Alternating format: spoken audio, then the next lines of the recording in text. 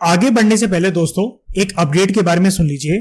अगर आप एक प्रॉपर ऑर्गेनाइज तरीके से अपनी यूपीएससी 2023 की तैयारी करना चाहते हैं और सबसे पहला जो टारगेट ऑब्वियसली बात है आपका प्रीलिम्स होगा, एक ऑर्गेनाइज मैनर में एक सब्जेक्ट को क्लासिफाई करते हुए और उसको जिस तरीके से आप ये वीडियो देख रहे हैं, एक एक शब्द को गहराई से जाते हुए उसको एनालाइज करते हुए अगर आप इस तरीके से अपनी सभी सब्जेक्ट्स की ऑर्गेनाइज तैयारी करना चाहते हैं, तो जैसे कि ये वीडियो हमारी live Google Meet foundation course का पार्ट है, आप इसी तरीके से हमारे फाउंडेशन कोर्स 2023 और इसके अलावा अगर आप 2024 की भी तैयारी कर रहे हैं तो वो भी अवेलेबल है।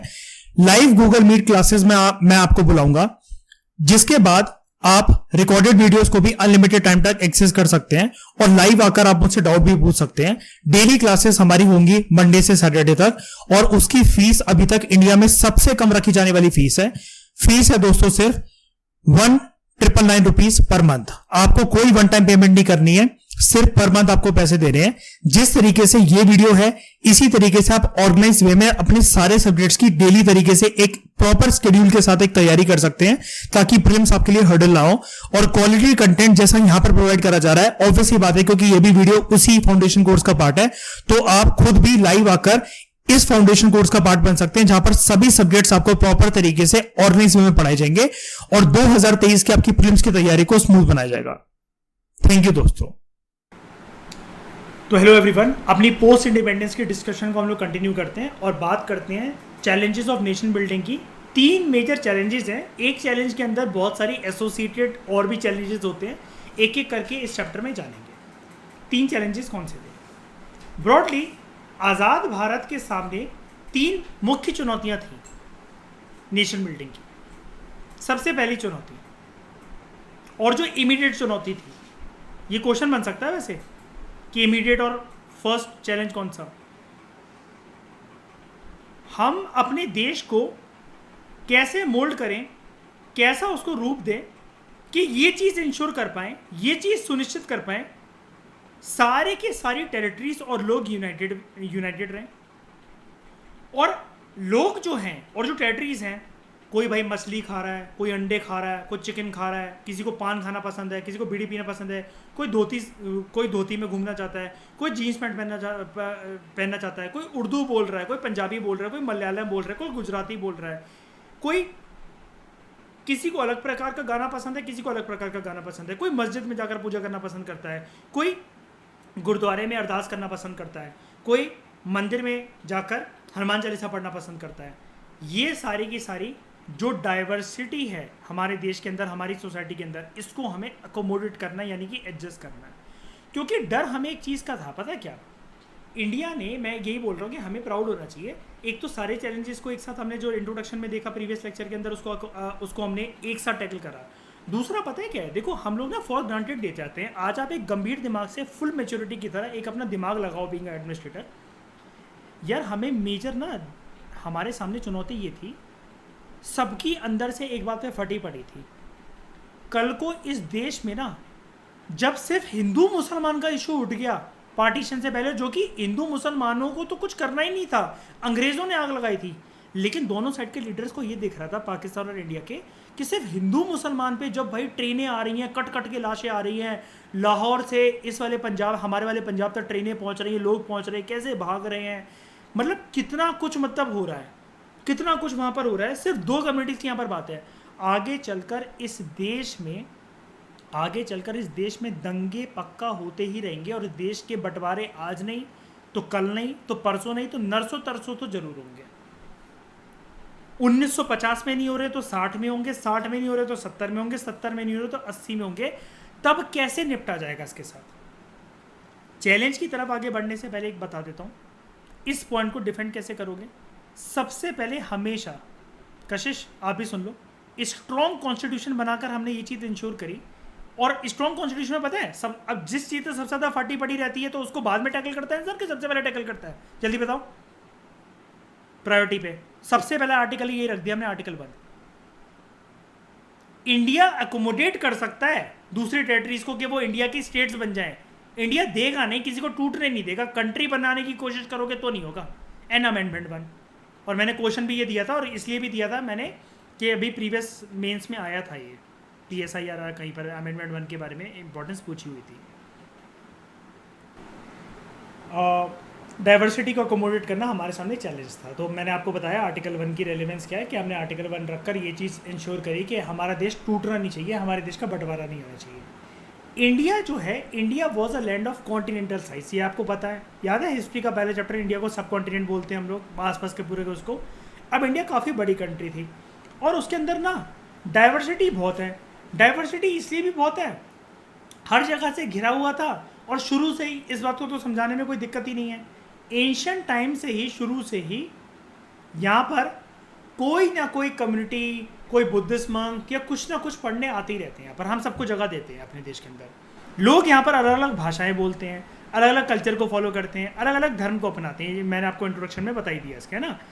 इस टाइम पर it was widely believe that अगर इस प्रकार की डाइवर्सिटी हिंदुस्तान जैसे देश में है, जो अभी आज़ाद हुई है, जैसा कि मैंने आपको बताया ना, सबसे ज़्यादा इस चीज़ से फटी पड़ी थी, it could not remain together for long. Diversify चीज़ें बहुत ज़्यादा लंबे समय तक नहीं रह सकती। अब देख रहे हो, हिंदुस्तान को डर था, लेकिन जब ये घटनाएं होते आगे चलती चली गई ना, कैसे USSR में जो अंदरूनी दिक्कतें हमें दिखी, और भी कंट्रीज़ के अंदर, हमें अफ्रीकन कंट्रीज़ के अंदर दिक्कतें दिख रही थी, बहुत सारी एशियन कंट्रीज़ का संविधान फिर से लिखा जा रहा था।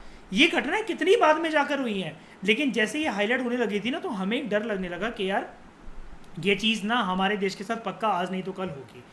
अब संविधान निर्माताओं ने तो कॉन्स्टिट्यूशन से इस चीज़ को बांध दिया, अपनी बेस्ट कोशिश कर ली, है ना। बहुत सारी चीज़ें, आर्टिकल 1 तो सिर्फ एक चीज़ है, मैं आपको और चीज़ बताऊंगा। उन्होंने अपनी पूरी कोशिश कर ली कि ये चीज़ कभी ना हो। देश का जो बंटवारा हुआ, it appear to prove everyone's worst fear. लोगों का डर और भी, जैसे एक होता है जिसकी इंसान फटी पड़ी होती है, एक होता है जिसकी हद से ज़्यादा फटी पड़ी होती है। अब ये चीज़ तो और भी ज़्यादा हो गई। इतना वर्स्ट मंजर तो किसी ने इमेजिन भी नहीं करा था। अब मंजर पता है बात क्या थी यार, एक बॉर्डर की बात होती ना, ये इंडिया, ये पाकिस्तान, कोई बात नहीं थी। दंगे, लाश, ट्रेन आ रही हैं, कटी हुई लाशें पड़ी हुई हैं, सरदार हिंदू से लड़ रहे हैं, हिंदू मुसलमानों से लड़ रहे हैं। मतलब एक बात बता रहा हूँ बस मैं, और कितना ज़्यादा वॉयलेंस, इस कदर वॉयलेंस फैला, अगर मैं आपको बताऊं, दोनों कम्युनिटीज़ ने, रिलीजियस कम्युनिटीज़ ने एक दूसरे की फैमिली में, जो उनकी कंट्री में रह गई थी जो फैमिलीज, उनकी औरतों का रेप करा है। गैंग रेप तक हुए हैं कितने सारे। रेप करने के बाद दफना के खेतों में मारा गया है। बदला लिया गया कि हमारे मुसलमान भाई हिंदुस्तान में मर रहे हैं, तो अब जो हिंदू पाकिस्तान में रह गए हैं, इनके मर्दों के सामने औरतों को न्यूड करके इनकी न्यूड परेड निकालो, रेप करो। इस प्रकार तक की घटनाएं हुई हैं। इतना गंभीर मसला था वो। अब ये चीज़ बोलना जितना आसान है ना, 60 सेकंड्स में जितना मैं बोल गया, भगवान किसी दुश्मन के साथ भी ऐसा ना करे, लेकिन जस्ट इमेजिन उस टाइम पर लोग भुगत क्या रहे थे। पाकिस्तान से ट्रेन यहाँ पर लेकर आना या किसी भी रास्ते से आसान नहीं था, या हिंदुस्तान के जो मुसलमान जो पाकिस्तान जाना चाहते थे, या कोई भी हिंदू भी जाना चाहते थे, उतना आसान नहीं था। जो घर परिवार वहाँ पर रह गए हैं, उनको यूनाइट करना आसान नहीं था। बाग मिल्खा बाग से आप छोटा सा एक सीन इमेजिन कर सकते हो, कशिश सुना होगा ना, माइक पर जब वो अनाउंसमेंट होती है तो मिल्खा 3 दिन तक वेट कर रहा होता है उस रेफ्यूजी कैंप में, है ना, कि वो लिखवाता है जब अपना नाम, तो बाद में उसका बहन का नाम आता है, कितनी खुशी से दौड़ कर जाता है वो उससे मिलने, है ना। फिर वो भी ओवर एक्टिंग में मेरा मिल्कू, है ना। इस प्रकार के सीरियस क्वेश्चंस भी कुछ थे हमारे इंडिया के फ्यूचर के सामने। कैसे, क्या इंडिया एक यूनिफाइड कंट्री की तरह सर्वाइव कर सकेगा? Would it do so by emphasising national unity at the cost of every other objective? क्या हम लोग सिर्फ नेशनल यूनिटी को इम्पोर्टेंस देंगे, बाकी सारे ऑब्जेक्टिव्स को क्या नज़रअंदाज करके सबसे पहले क्या इसको हम लोग ध्यान दें? लेकिन मैंने आपको प्रीवियस लेक्चर के अंदर क्या बताया था, जितने भी चैलेंज बताए थे, क्या किसी को प्रायोरिटी पे रख सकते हैं? सबको साथ लेकर चलने की आवश्यकता तो छोड़ो, ज़रूरत थी यहाँ पर, वक्त का तकाजा ऐसा था। बताओ, सबको साथ लेकर चलने की आवश्यकता थी ना। क्या हम लोग एक ऐसी कंट्री की आइडेंटिटी बनाएंगे कि हम लोग क्या सब रीजनल आइडेंटिटी को रिजेक्ट कर देंगे? क्या हम भूल जाएंगे लोग तेलुगु, मलयालम, उड़िया, कन्नड़ ये खाते हैं, वो खाते हैं, आलू के पराठे खाते हैं, लस्सी पीते हैं, बियर पीते हैं, सिगरेट फूक रहे हैं, चिल्लम फूक रहे हैं, इडली सांभर डोसा वड़ा खा रहे हैं? क्या इस यूनिटी को, सब नेशनल आइडेंटिटी को हम क्या भुला देंगे? क्या हम एक कॉमन एंटिटी बनाकर चलेंगे? क्या इस देश में क्या ये हिंदू राज्य होगा? क्या हिंदी यहाँ की राष्ट्रभाषा होगी? क्या मस्जिद मुसलमानों का कोई अधिकार नहीं होगा? जो कि इतनी शिद्दत से, इतनी उम्मीदों के साथ जिन्होंने ये भरोसा करा, पाकिस्तान के कॉन्स्टिट्यूशन में ही लिखा गया it is a land of Islam meant for Muslims, लेकिन फिर भी कितने ज़्यादा मुसलमान करोड़ों की आबाद में हिंदुस्तान रहने के लिए मान गए हैं। क्या उनको कोई राइट नहीं मिलेंगे? उन सरदारों को क्या, उन पारसियों का क्या, बुद्धिस्टों का क्या, जैना का क्या, उन सब के राइट्स उनको कैसे मिलेंगे? शूद्रों के साथ क्या होगा? औरतों को वोटिंग राइट्स मिलेंगे कि नहीं मिलेंगे? चुनाव कैसे होंगे? चुनाव में खड़ा कौन कौन होगा? ये सारे चैलेंजेस एक साथ हमारे सामने थे। और एक अर्जेंट क्वेश्चन ये था, how was integration of the territory of India was to be achieve? कि इंटीग्रेशन समझ रहे हो, देश फैला हुआ था, मैंने आपको बताया था प्रीवियस लेक्चर में, 565 princely states plus other states. Main question ये था कि यार ये इनको मनाएंगे कैसे? हिंदुस्तान का मैप दिखेगा कैसा? क्योंकि तीन ऑप्शन में पाकिस्तान कहीं ज्वाइन करेंगे, कुछ ज्वाइन करेंगे हिंदुस्तान, और किसी के पास लिबर्टी है to remain independent and form separate country.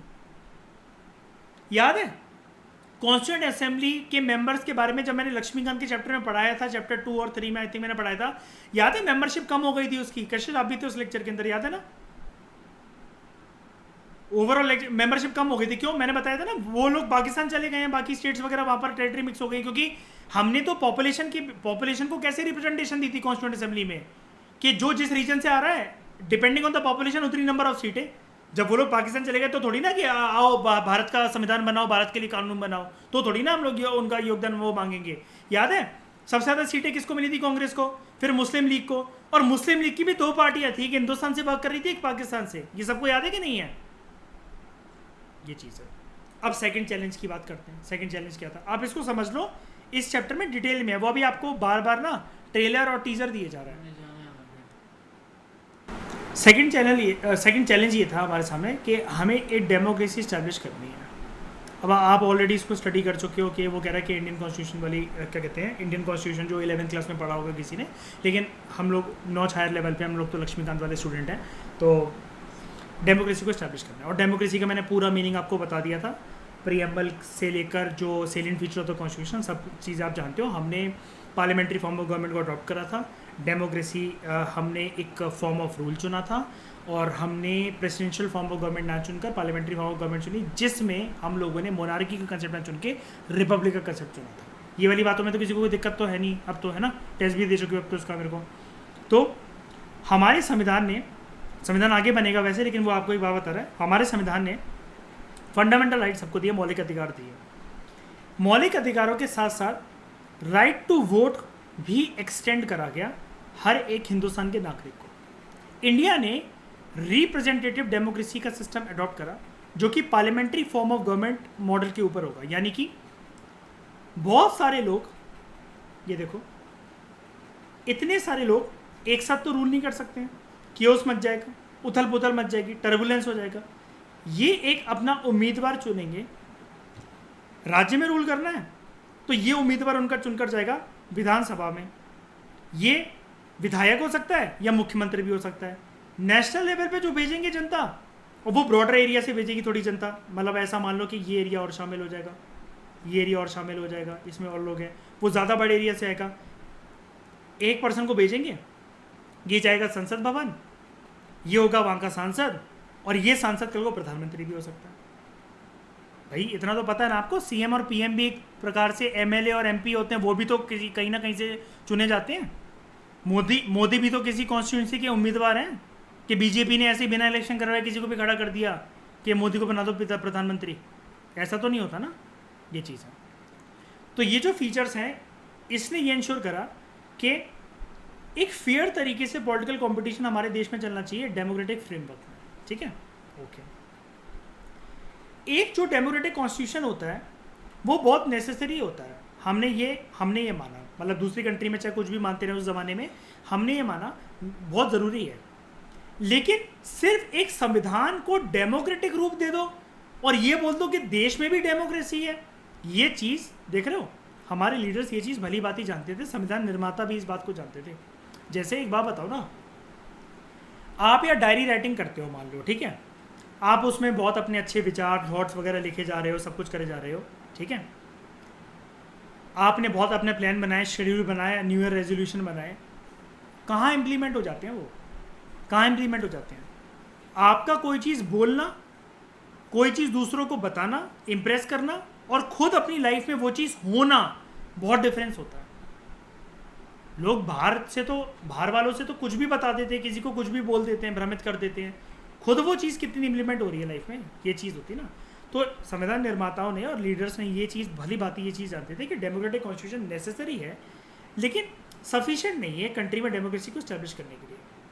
Challenge एक ये है कि हम लोग डेवलप करें democratic practices in accordance with the constitution, यानी कि ये देखा गया कि कॉन्स्टिट्यूशन को भैया हल्के में नहीं लेना, लाइटली नहीं लेना, इसको मजाक नहीं समझना है, इस डॉक्यूमेंट को ऐसे पढ़ना है, इसकी बातें ऐसे इंप्लीमेंट होनी चाहिए जैसे गीता और कुरान, रामायण, इस प्रकार से इसकी बातें इंप्लीमेंट होनी चाहिए कि जो जो इसके अंदर लिखा गया है वो डेमोक्रेटिक प्रैक्टिसेस हम लोग अडॉप्ट करेंगे। और इसकी झलक मैं आपको एक बार दे भी चुका हूँ, ये क्वेश्चन भी बन सकता है कल को मेंस में, ठीक है, इसकी झलक मैं आपको दे चुका हूँ। याद है मैंने आपको एक बात बताई थी आप सभी को कि डीपीएसपी में जो भी चीज़ लिखी गई है वो ऐसे ही, सरकार कोई भी कानून बनाती है, मैंने बताया था ना एक चीज़, याद है ना सबको, कि ऐसे ही नहीं होता कि मतलब सुबह उठ के सरकार को ही लगा आज हम चलो इसके ऊपर ना तंग करने के लिए इस कम्युनिटी को चलो ये वाला बिल ला देते हैं, वो ला देते हैं। सारी चीज़ें इंस्पिरेशन डीपीएसपी से ली जाती हैं, याद है कि नहीं है बताओ,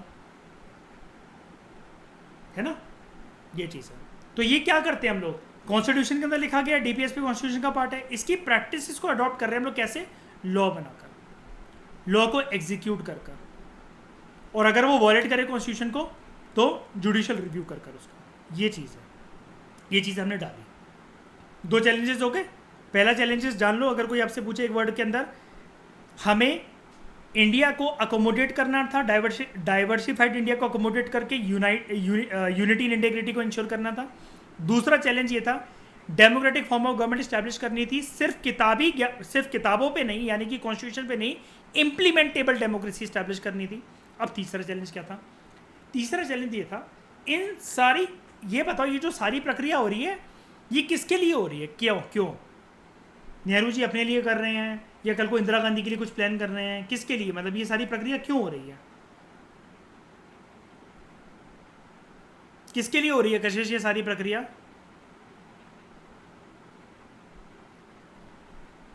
लोगों के लिए।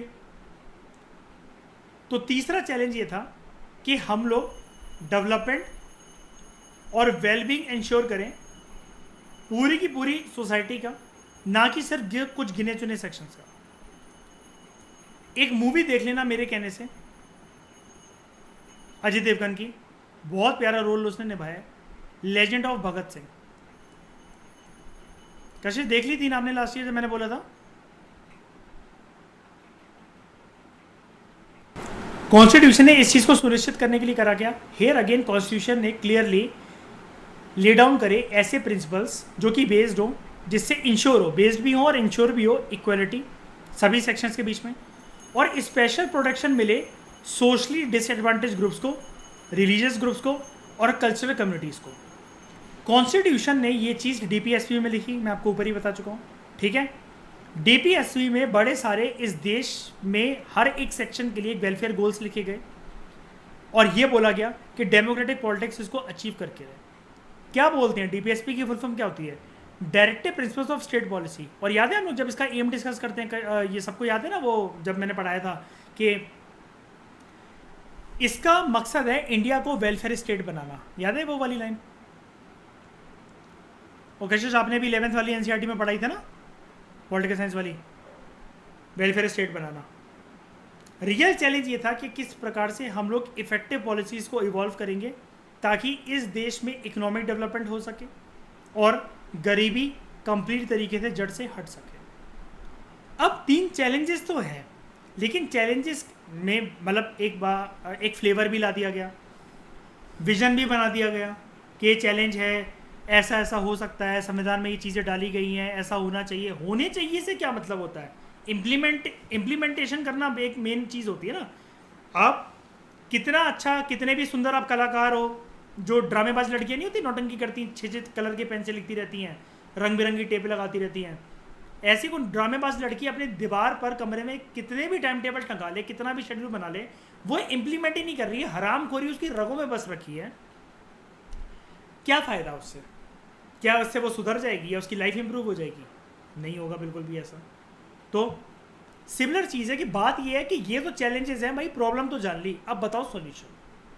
ठीक है, तो सवाल हमारे सामने ये थे कि कैसे आज़ाद भारत रिस्पॉन्ड करेगा इन चैलेंजेस से, किस हद तक इंडिया सक्सीड करेगा अचीव करने के लिए इन वेरियस ऑब्जेक्टिव्स को जो कि कॉन्स्टिट्यूशन में लिखे गए हैं। और वो आपसे बोल रहे हैं पूरी बुक आपको ये बताएगी, ये बुक आपको पूरी स्टोरी बताएगी कि politics in India since independence कैसे चली है। छोड़ो इसको भी छोड़ो। कह रहा है इस चैप्टर के अंदर हम लोग first challenge of nation building पे फोकस करेंगे, जो कि मतलब मुख्य रूप से जो हमारे सामने था। फिर हम धीरे धीरे करते समझते चलेंगे कि कैसे हमारी एक शेयर्ड हिस्ट्री और कॉमन डेस्टिनी शेप होती हुई चलती है, और कैसे हम लोग डिफरेंट रीजन्स और लोगों की एस्पिरेशंस जो हैं सबको हम लोग रिफ्लेक्ट करते हैं आगे चलकर, और डिस्पैरिटीज जितनी भी हैं, अमीर गरीब का फ़र्क या कोई भी फ़र्क जो डिफरेंट रीजन्स और अलग अलग सेक्शन ऑफ द पीपल के अंदर एग्जिस्ट करती है, उसको हमें हटाना है। ठीक है, और हम लोग कैसे economic development along with equality and justice को इंश्योर कर सकें। तो वो तो इस बुक का एम बता रहा है सिर्फ आपको। ठीक है, यहाँ पर एक चीज़ देख लो, ये सेम ही है ना, बस ऑलमोस्ट कलर आपको डिफरेंट दिख रहे हैं और अंदर लोगों कुछ ये दिख रहे हैं। यहाँ पर बापू का चरखा आपको दिख रहा है, यहाँ पे बीट, ठीक है, और यहाँ पर कुछ आज़ादी की सेलिब्रेशन दिख रही है। ये 3 स्टेम इशू करे गए थे 1950 के अंदर, फर्स्ट रिपब्लिक डे ऑन 26 जनवरी 1950 को मार्क करने के लिए। टुच्चे लेवल का कोई एग्जाम होगा तो वो पूछ लेगा 26 जनवरी 1950 पर फर्स्ट रिपब्लिक डे पर कुछ भी बन सकता है क्वेश्चन, कितने स्टेम्स रिलीज करे गए थे? Answer is 3। ये क्या बता रहा है? चैलेंज बता रहा है नेशन बिल्डिंग का, कि सबको रोटी कपड़ा मकान इंश्योर हो, सारे लोग यहाँ पर ये देख रहे हो ना, इतने सारे लोग खड़े, यूनिटी एंड डाइवर्सिटी इंश्योर हो, पॉवर्टी वगैरह इरेडिकेट हो, फूड प्रॉपर तरीके से डिस्ट्रीब्यूट हो, इकोनॉमिक डेवलपमेंट हो, ये इमेज ये भी बता रही है। ठीक है, एंड चरखा किस चीज़ को सिंबलाइज करता है? पीस को, है ना, नॉन वायलेंस को, कि ये ऐसा ना हो कि कल को हमारा संविधान का सपना या फिर आज़ाद भारत जो है वो टूट जाए, वो टुकड़ों में बिखर जाए। बिल्कुल नहीं ऐसा होना चाहिए।